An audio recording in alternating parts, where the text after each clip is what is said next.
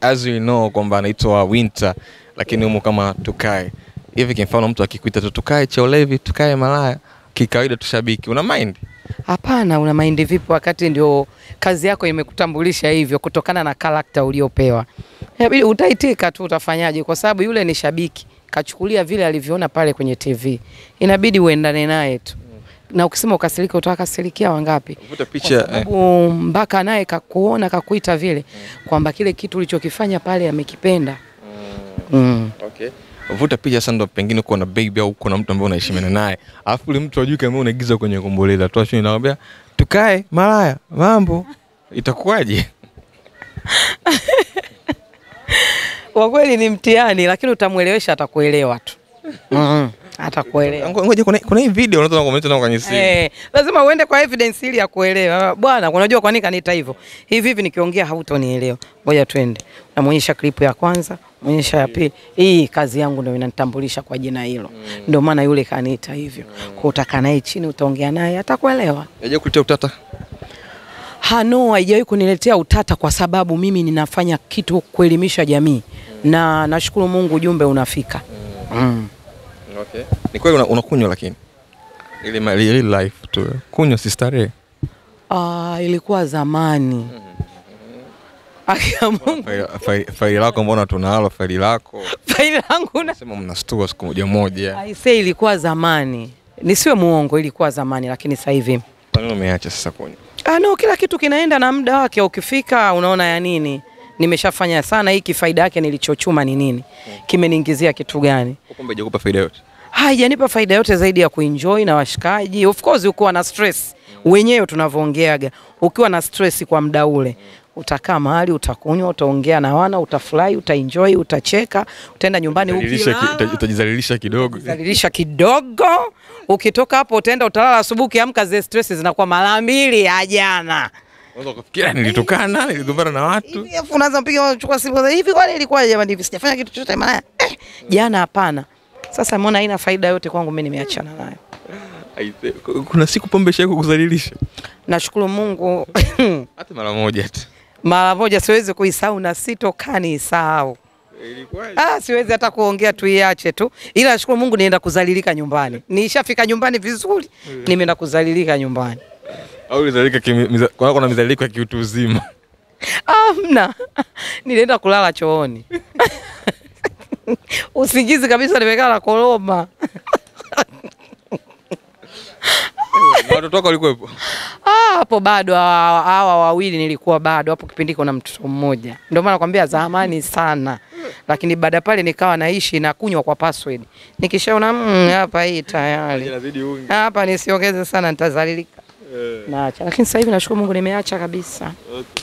Upigi sana siku hizi? Sipigi kabisa, sio sana, sipigi kabisa. Sasa kwenye scene unapoigiza utakuwa unastua kweli, unakupa zile za kweli. Sasa unajua watu wengi wanajua, kwa mfano kama ile scene iliyopita ambayo ya ulevi. Watu wanajua mimi nimekunywa, mpaka wasanii wenzangu ambao walikuwa wananijuaga wa miaka hiyo. Waambia haiwezekani bwana, Tukae pale ulikuwa umevesha. Wakati sasa hivi nina protocol yangu, mimi sinywi kabisa, siigusi.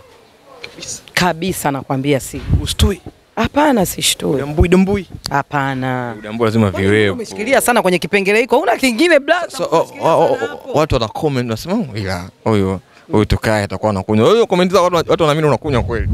Watu kana uipatie. Hapana, watu wanasema mbona hii sini umeipatie? Sasa nimeshakaa sana na wanywaji. Kwa hiyo unajua zile protocol za wanywaji. Ndio pale CV na mata experience. Mkongwe. Sawa. Sini ya umalaya ikupi shida, hujatulia nini, hichi mradi tupate chochote kitu? Unajua zamani, uko nyuma, depuis zamani. Naongea Kifaransa kuonyesha msisitizo. Sonandaga pia Kongo. Of course, na last time ulikuwa Kongo. Na lobi Lingala. Depuis uko nyuma. Mtu ambaye watu wengi, asilimia wengi unajua Watanzania walikuwa hawaelewi nini maana ya huyu muigizaji anaelimisha jamii.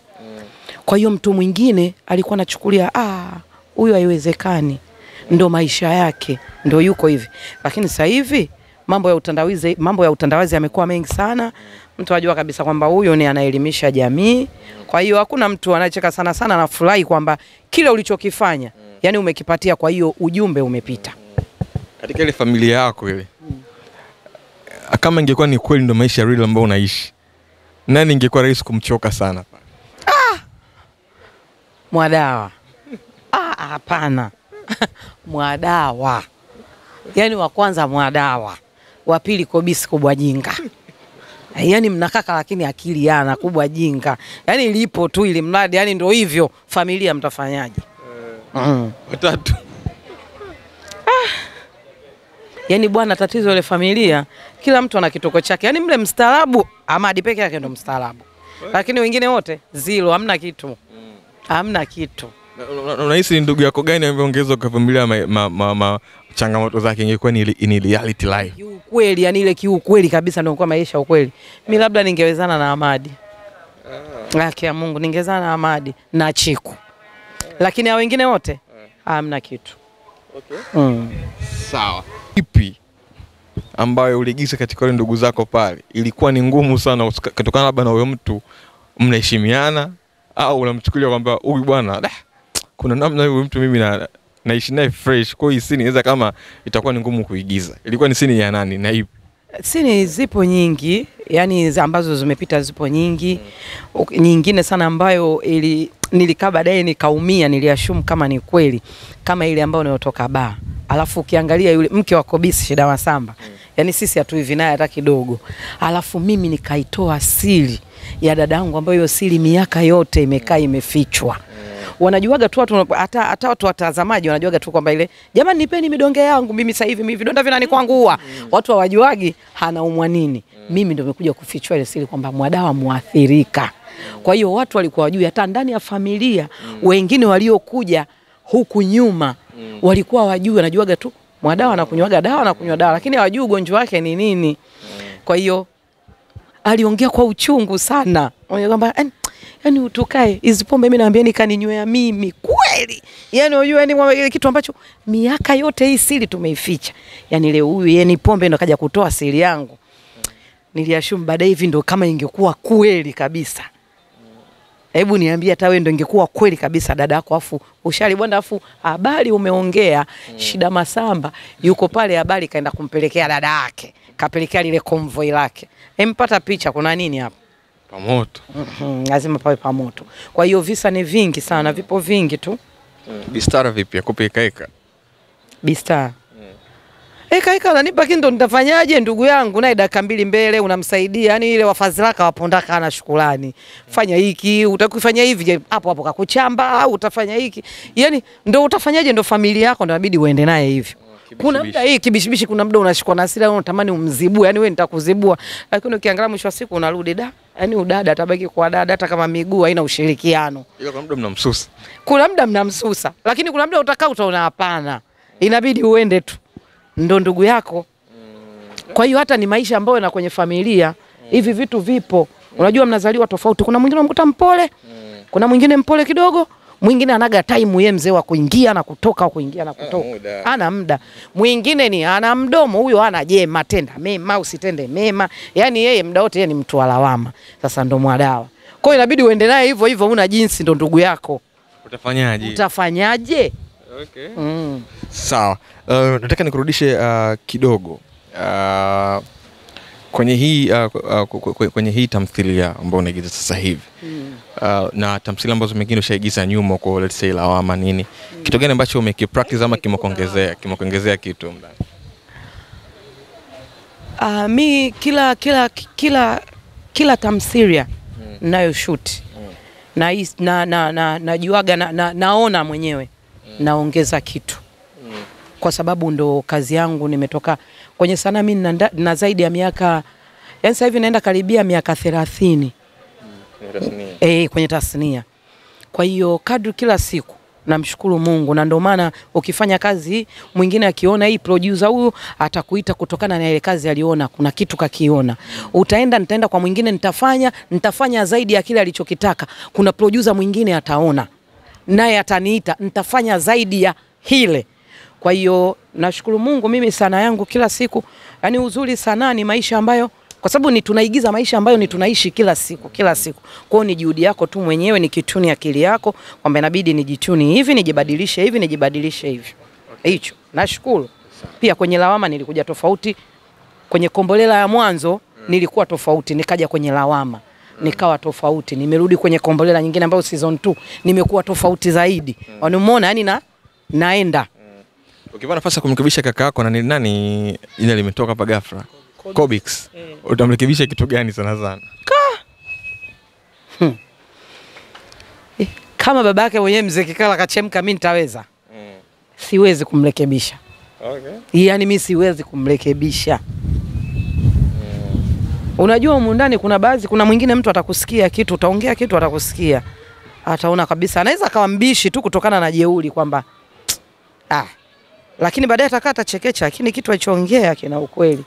Sasa Kobisi yeye kwanza picha anaanza mtu mwenyewe kubwajinga. Kuna nini? Wewe utamuelewesha nini? Ikiwa na mwanae dakika 2 kasoro dakika 4 wakikaa na mwanae kila dakika hawezi kukaa nusu saa bila kuzinguana. Sasa mimi nitamuelewesha nini? Ile ngoma ni ngumu, ndio iko hivyo, haiwezi kurekebishika. Ndio maana nakwambia kwenye familia kuna baadhi ya watu maisha tuko tofauti. Yaani kuna mwingine wewe hata umfanyaje uweze kumbadilisha, ndio automatically yuko hivyo. Yaani huwezi kumpeleka vile unavyotaka wewe. Anajua kabisa dunia inaenda hivi lakini anataka ku cross line. Ili mradi tu, kwa hiyo unamwacha afanye kila anachoona kwake sahihi kwa muda ule na wakati ule. Lakini anakuja kukumbuka baadaye tayari muda ushaenda. Kitambo. Kitu gani ambacho unakipenda kutoka kwa mtoto wa Amina? Nani mtoto wa Amina huyo? Mashavu. Mashavu pamoja na uchakalamu wake. Nampendaga. Kuna muda chakalamu lakini anatuheshimu mama zake. Yaani hicho ndo tunachompendea mtoto wetu. Anatuheshimu mama zake. Haijalishi huyu tukae na mimi kazi yake, nimeingia kwenye kazi yake na mimi nadanga kama hivyo kwa nadanga. Lakini ukimtuma kitu, ukimsema kitu hiki unachofanya sio, anakuelewa.